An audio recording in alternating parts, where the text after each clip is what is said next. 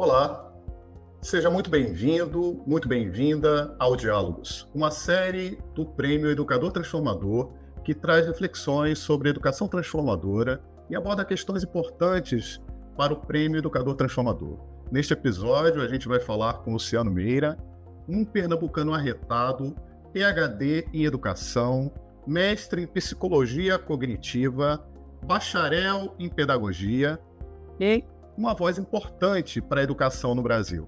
Ele vai conversar com a gente sobre competências para o futuro do trabalho, que é também um aspecto analisado no Prêmio Educador Transformador. Seja muito bem-vindo, Luciano.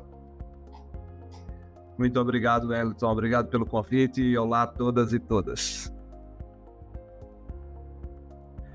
Bom, esse tema é caríssimo e bastante atual, né? Porque o futuro do trabalho, na verdade, já começou. O futuro do trabalho começou há algum tempo já, com a reorganização das organizações, por um lado, precarizando algumas condições de trabalho e suas interações, por outro, organizações que entram num processo de transformação digital, principalmente, e com outras características que não aquelas que nós víamos, por exemplo, no século passado, que tem uns 25 anos.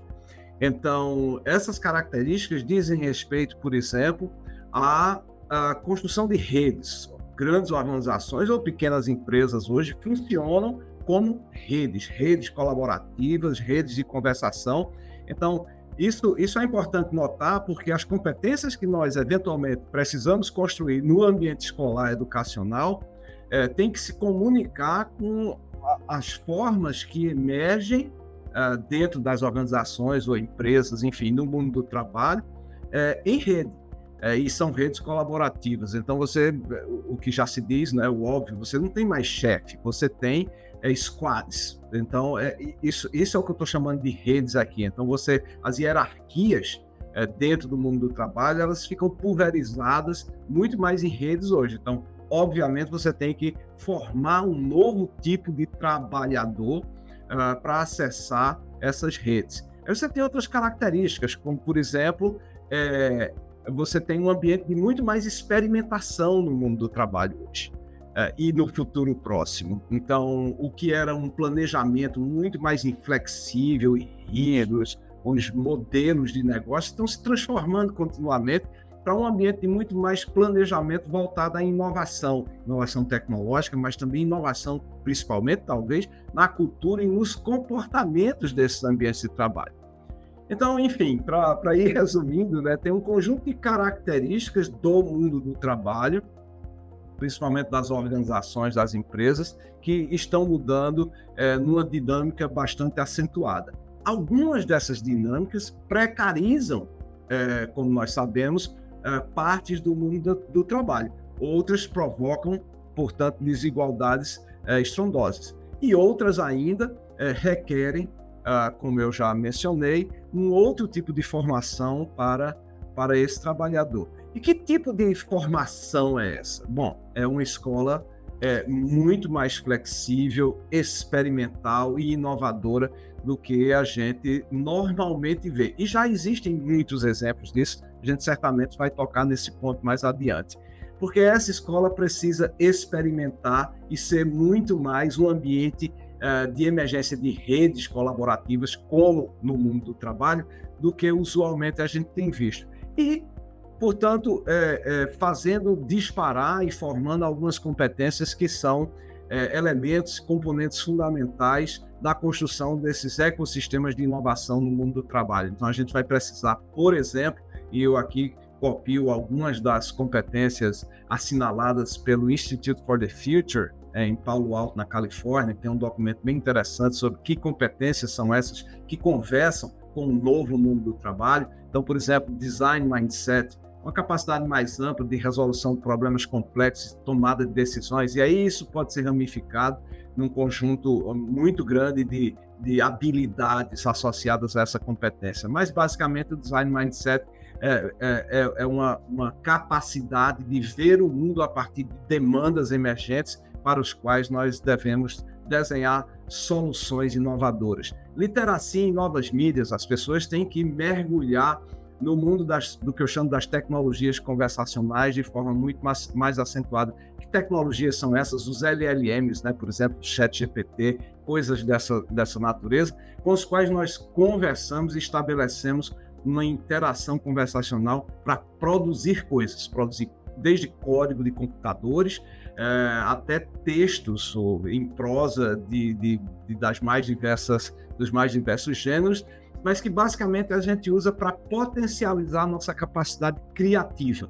Obviamente, a criatividade é uma dessas competências que a gente vai ter que fazer evoluir de forma muito mais acentuada nas escolas, mas a criatividade é uma coisa muito ampla. Então, como é que a gente gera criatividade? A gente só gera criatividade, que é essa capacidade de metaforizar o mundo, né? Criar metáforas, esses saltos quânticos imaginativos entre diferentes campos do conhecimento e da ação humana. A gente faz isso num ambiente de confiança. Então, não parece uma competência, mas criar ambiente de confiança no âmbito da escola e, consequentemente, no campo do trabalho, é uma competência absolutamente essencial para esse novo mundo, porque só assim a criatividade, a inovação seria possível. E, claro, a gente não pode esquecer o que muitos chamam de inteligência social, ou as habilidades socioemocionais, né? Isso é fundamental, na verdade, para sermos o que somos como humanos, né? Nossa subjetividade, toda ela depende da consistência, da robustez, do circuito de afetos que nós criamos em torno de nós mesmos, com os nossos colaboradores no mundo do trabalho ou na escola. Então, essas são algumas das competências que eu diria fundamentais, né? E aí tem muitas outras associadas, porque a gente muitas dessas coisas dependem, por exemplo, das pessoas crescerem num ambiente de mais autonomia. Então, o disciplinamento individual hoje, tanto na escola, na família, como no mundo do trabalho, ele é muito mais interessante se não depender do que na psicologia a gente chama de heteronomia, quer dizer, a gente está sempre recebendo uma ordem externa, um disciplinamento que vem de outro, mas a gente constrói uma autonomia capaz justamente de poder navegar nesses ambientes de intensa volatilidade, com muitas possíveis formas de decidir coisas e resolver problemas. Então, é muita coisa, eu sei, mas tem umas coisas absolutamente fundamentais, como desenvolver essa autonomia, essa nossa capacidade de criar circuito de afetos, ou seja, envolver o outro na nossa subjetividade, a nossa capacidade de ver o mundo a partir de um desenho mais amplo, ou seja, imaginar e usar nossas habilidades imaginativas, problemas emergentes que não estão totalmente descritos ainda, que a gente tem que abordar isso para tomar decisões adequadas, consistentes, flexíveis e inclusivas. Eu acho que certamente está envolvido aí nessa inteligência emocional que eu mencionei, que é fundamental para o novo mundo do trabalho, a capacidade de incluir o outro, de trazer o outro junto para resolver problemas, que são essencialmente colaborativos. Então eu vejo que aí tem todo um conjunto de aspectos culturais, muito mais do que uma transformação digital no sentido estrito de tecnologias que são que se aproximam, né, rapidamente, como a inteligência artificial, mas existe antes de tudo e talvez paralelamente mudanças culturais e comportamentais que todos nós temos que desenvolver e desenvolvermos com o tempo e de forma robusta para nos construirmos, né, porque nós mesmos que estamos construindo esses futuros. Como meu irmão Silvio Meira diz, o futuro vem do futuro, no sentido em que hoje, no presente, imaginamos futuros possíveis e passamos a construir esses futuros a partir de suas possibilidades e condições e contextos hoje. Então, é hoje que a gente define as estratégias que formam os futuros possíveis para esse novo mundo do trabalho e, consequentemente, reorganizamos, rearquitetamos todo o espaço escolar para apoiar as pessoas, as crianças, os jovens adultos, na construção desses futuros possíveis. Então, essa é a minha elaboração inicial acerca do mundo do trabalho e como eu acredito que devemos trabalhar para chegar lá. Espetacular. Você conseguiu, em 10 minutos, falar livros. Você conseguiu aí uma síntese muito boa, Luciano. Muito bom.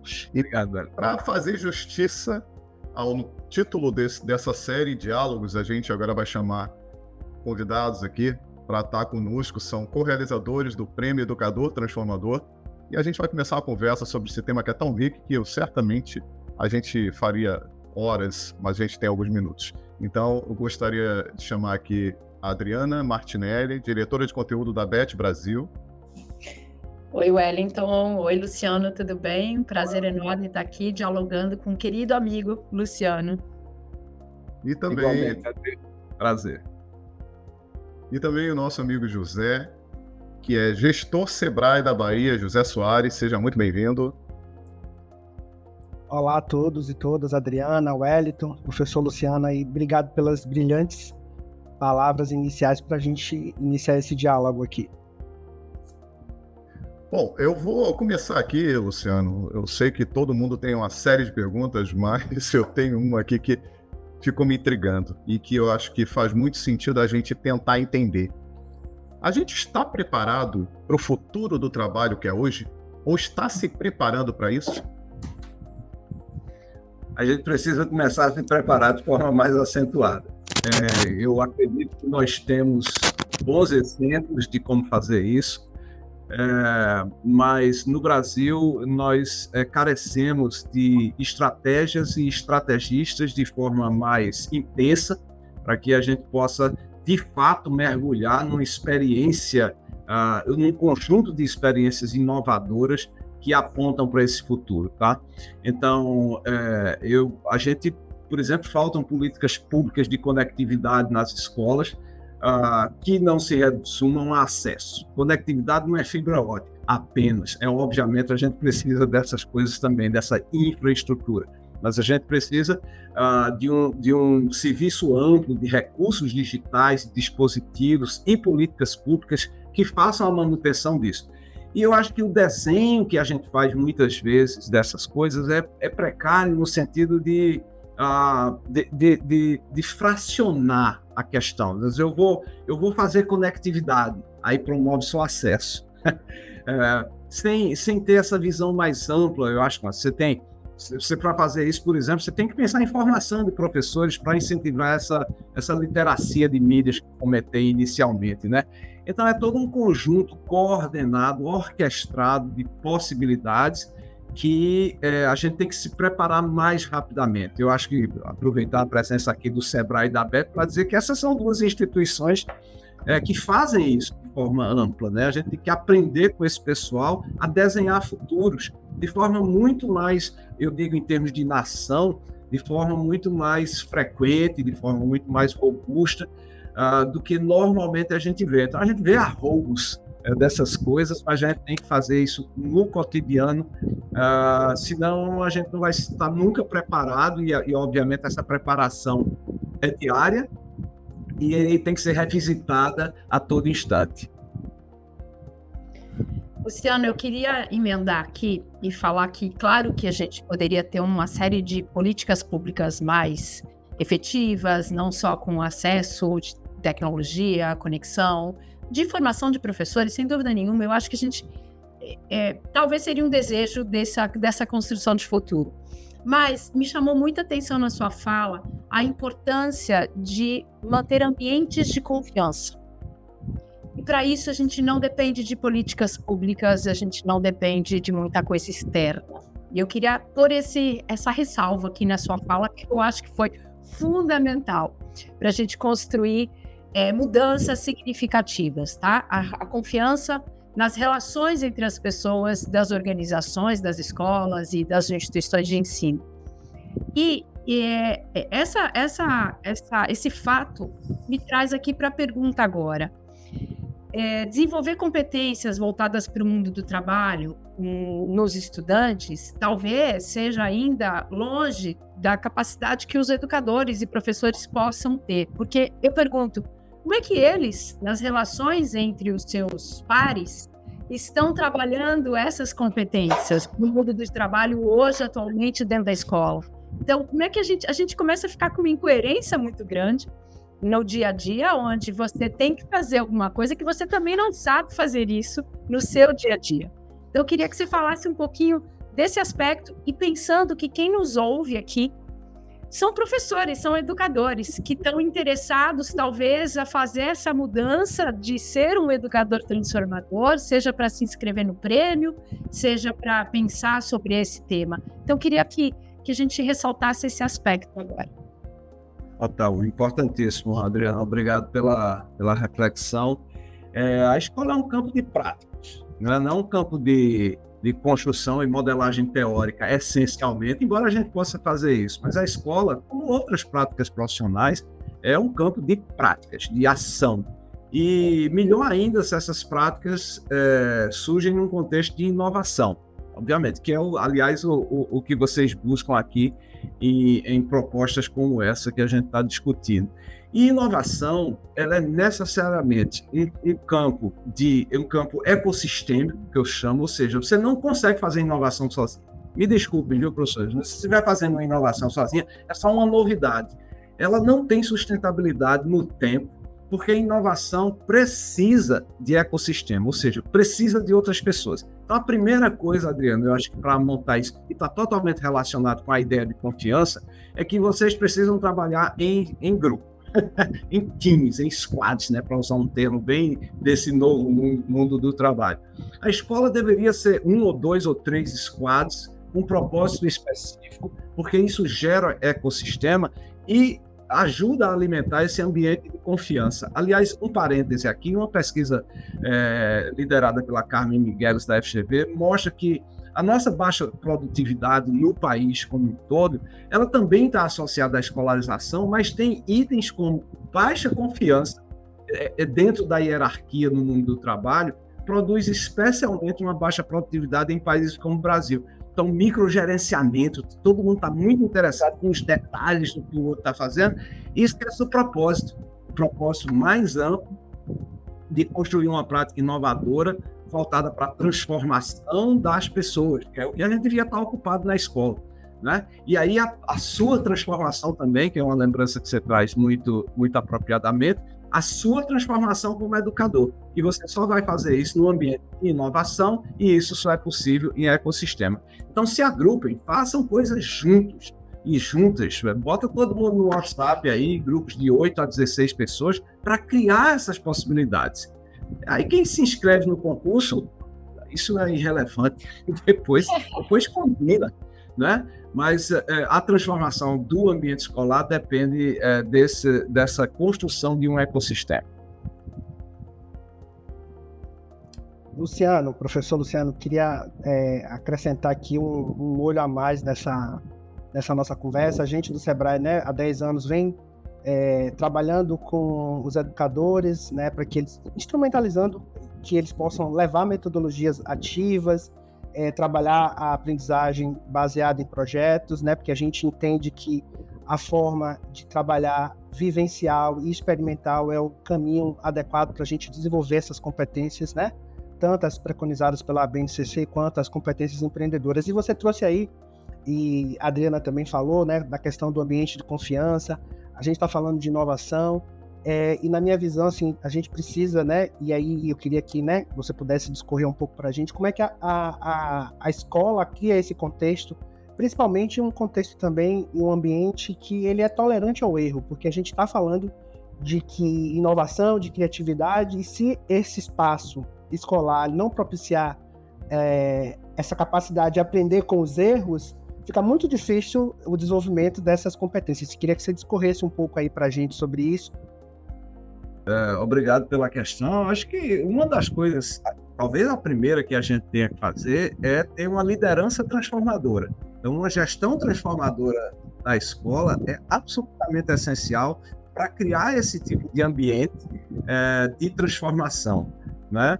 O que eu estou chamando aqui de liderança transformadora é no nível de gestão, no nível de secretaria de Estado, no caso de redes públicas, ou, enfim, os níveis de decisão que as pessoas tenham uma formação acentuada no campo dos processos de inovação, no campo das atividades empreendedoras sociais, no campo da transformação digital, enfim, e que usem esse conhecimento de forma a liderar as pessoas para um ambiente de confiança e inovação. Então, se a gente tem uma gestão que não tem essas próprias competências que a gente está mencionando aqui, que são necessárias no novo mundo do trabalho, a escola, eu acredito que vai ter menos potência para fazer esse link entre o currículo lá instalado e o mundo do trabalho, que essas coisas deveriam conversar, e isso tem que ter liderança. Não tem jeito, inclusive porque o professor, o educador, ele está ocupado com outras coisas, na montagem dos circuitos de relações dentro da sala de aula, por exemplo, circuitos conversacionais voltados a um campo de conhecimento. Tem que ter liderança, pensando estrategicamente como é que liga a escola ao mundo do trabalho. É claro que os professores, os educadores, as educadoras na sala de aula vão fazer isso cotidianamente, mas tem que ter um plano, tem que ter planejamento de forma mais ampla, e isso requer uma gestão transformadora. Eu acabei resumindo num item só, mas é porque ultrapassada essa fase que é complexa, mas a gente tem que ter processos formativos voltados ao gestor de forma tão acentuada quanto a gente deseja fazer formação continuada com professores e professoras. Tá? E eu não vejo isso acontecendo muito em nosso país. A gente tem que investir mais nisso também. Luciano, Wellington, posso fazer? Pode fazer, Adri, fica à vontade. Luciano, você está inserido num contexto dentro da PROS Educação, de escolas de ensino médio técnico, então está muito atento a essa questão da educação ligada ao mundo do trabalho. Eu queria que você contasse, você mencionou na sua fala inicial que você tem até cases, exemplos de escolas que estão fazendo um trabalho interessante. Eu queria ter a liberdade de você nos ilustrar, descer para a prática mesmo, e se tiver um case, alguma coisa interessante que está sendo feita numa escola de ensino médio, que esteja olhando para esse foco do mundo do trabalho, seria bem legal aqui para a gente ouvir isso. Boa. Essa questão do ponto de vista do ensino médio técnico e do ponto de vista também da formação universitária, a gente vê a partir de uma perspectiva de empregabilidade. Porque toda essa discussão sobre o novo mundo do trabalho parece muitas vezes abstrata, né? Quer dizer, o novo mundo do trabalho como uma espécie de portal que você penetra em algum momento. Mas isso tem uma materialização muito óbvia, que é a questão da empregabilidade. Em quanto tempo, durante sua formação, você já está conectado através de estágio, ou trainee, ou enfim, qualquer outra condição, para esse mundo. E como a própria escola se comunica com esse mundo para trazer as demandas desse mundo de trabalho para dentro do ensino de química, por exemplo. Como é que a gente faz? A gente tem que começar a fazer isso de forma muito acentuada. A gente faz isso numa rede técnica de ensino, como a PROS, com essa comunicação constante. Todos os currículos que a gente desenha estão informados por pessoas que estão absolutamente mergulhadas no trabalho para o qual a gente está formando. Sem isso, essa discussão sobre empregabilidade e novo mundo do trabalho vira uma abstração acadêmica e conceitual. Essa é a primeira coisa que a gente tem que fazer. A segunda, o José mencionou aí as metodologias ativas. A gente tem que voltar essas metodologias a partir de uma perspectiva pragmática de quais são os problemas que as pessoas estão resolvendo aqui e que espelham as condições desse mundo do trabalho, para que não seja uma abstração. Então, é uma perspectiva pragmática do conhecimento. Algumas pessoas torcem o nariz, às vezes, mas, professor, você está querendo instrumentalizar, uma visão muito instrumentalista do conhecimento. E, na verdade, assim, o conhecimento ele é uma versão pragmática da informação. Então, só é conhecimento quando eu posso usar para resolver problemas e tomar decisões. Eu sei que eu estou fazendo uma afirmação bem forte aqui, mas é isso mesmo. Não tem conhecimento em livro, por exemplo. Tem conhecimento quando eu leio o livro e eu tomo uma decisão a partir daquele negócio que está ali. Então, essa é uma visão pragmática do conhecimento que está muito associada ao mundo do trabalho, que ganha materialidade na medida em que uma rede, por exemplo, de escolas técnicas constrói todo o seu currículo a partir de demandas de empregabilidade. Então, esse é um aspecto. Do ponto de vista de metodologias, a gente, como eu ia dizendo, a gente está o tempo inteiro fazendo coisas, por exemplo, replicando situações de uma UTI na formação do técnico em enfermagem. Então, se a pessoa não está já envolvida, e aí são os professores que criam, tá? A gente está rodando, rodou ano passado, aliás, a Adriana foi convidada para debater isso lá, um concurso de práticas inovadoras dentro da rede. Então, e aí os professores começam a ofertar possibilidades, novos desenhos de como as salas de aula podem ser lideradas em direção a esse novo mundo do trabalho. Fantástico. Vontade da gente continuar não falta. Certamente José, Adriana e eu, a gente tem muita coisa, mas eu acho que o que a gente tem aqui é um extrato, uma conversa que serve como inspiração e provocação. Então, eu de verdade quero agradecer muito, Luciano, esse tempo e a possibilidade de estarmos aqui conversando sobre esse tema, que é um tema muito relevante para a educação que a gente espera do Brasil. Adriana? Eu queria agradecer, eu acho que esse diálogo foi o diálogo 1, a gente deve fazer diálogos 2, 3, 4 com o Luciano, continuar essa conversa, que ela é enriquecedora, né? Eu acho que é um tema que a gente vai conversando e vai elaborando ao mesmo tempo. Então, muito obrigada, Luciano, pelo convite.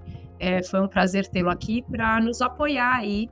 E eu sempre termino com um recado de quem nos ouve, educadores, sigam esses conselhos. Eu acho que essa união entre vocês, essa coragem de ousar e de fazer diferente, é mais do que preciso agora, ela é urgente, de a gente experimentar caminhos novos, porque os que a gente já está vivendo não estão nos levando para o lugar que a gente está gostando. Isso já tem a ciência, então vamos fazer diferente.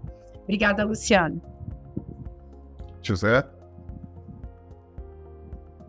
Queria agradecer, né, ao professor Luciano aí pela explanação, né, esse papo aqui entre a gente, e convidar mesmo também, né, os professores para ativamente se inscreverem, né, no nosso prêmio Educador Transformador, porque a ideia aqui nesse papo é trazer insights para que eles possam construir melhores projetos que mostrem todo o potencial do trabalho que ele já vem desenvolvendo dentro da sua instituição de ensino, e o que a gente deseja muito é reconhecer essas práticas e essas ações que promovem a educação transformadora. Então, agradecer aí muito a vocês, a Beth, né, já deu significado pela essa parceria que temos, né, com o Sebrae também, nesse intuito de promover o Prêmio Educador Transformador. Luciano, palavra final. Grande honra por esse convite, muito obrigado pelo acolhimento, e estou muito feliz de ser parte aí desse diálogos, né, dessa discussão com vocês, com pessoas tão interessantes, e confirmo aqui o convite aos professores e às professoras de participarem não só do concurso, mas, obviamente, da transformação do ambiente escolar no seu dia a dia. É isso aí. Grande abraço. Obrigado a você que está nos assistindo. O Prêmio Educador Transformador é uma iniciativa do Sebrae, BET Brasil, Instituto Significare. Convidamos você a escrever a sua iniciativa acessando educadortransformador.com.br ou apontando o seu celular para o QR Code aqui na tela. Muito obrigado.